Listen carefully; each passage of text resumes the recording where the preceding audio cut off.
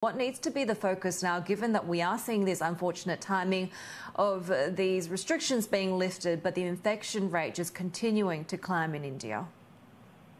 Yeah, that's right, Heidi. This is one of the worst hit countries, and India saw another record daily increase in cases, bringing that total now to more than 101,000 cases. And you compare that to neighbor Pakistan, which has nearly 44,000, you do see that India is, relatively speaking, in worse shape. Well, experts say the focus should be prioritized in the low-income areas, and when it comes to containment measures, they need to be done district by district in order to flatten the curve. Another challenge for the economy is the movement of millions of migrant workers from the cities where they have their jobs to their homes in rural villages.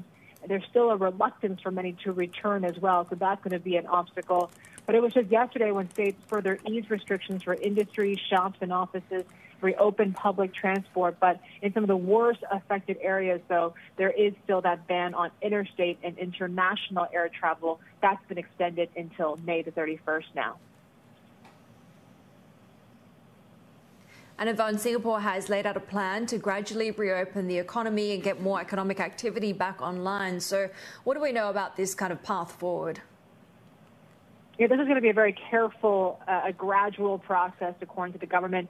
It's going to happen in 3 phases. So first phase, which starts in June 2nd, is basically to reopen 3/4 of the economy. So businesses and manufacturing and production, so chip makers and engineers can get back to work. Those in finance, insurance, wholesale, transportation, and storage as well.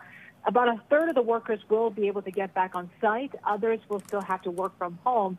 And consumer services as well. So motor vehicle servicing. If you want to go to your hairdresser, buy a book for school ahead of schools reopening, those will all now open. And people will also be able to visit their parents and grandparents at their homes. So the phase 1 likely to take 4 to 6 weeks, and then you get to the second phase where you start to see retail outlets, restaurants, and gyms that may reopen. That could take months, so the government says, and until you get to that final phase, which is basically allowing social and business gatherings to resume with limited crowd sizes. That's going to perhaps not happen until there is some vaccine that's found. But Singapore has had a better handle of the virus that's infected nearly 29,000 people. Officials do say that that situation in the dormitories, where we saw that recent spike in cases among migrant workers, that has stabilized. There's new community cases has also declined significantly as well. So there are some signs of progress here. The government also set to announce its 4th stimulus package next Tuesday.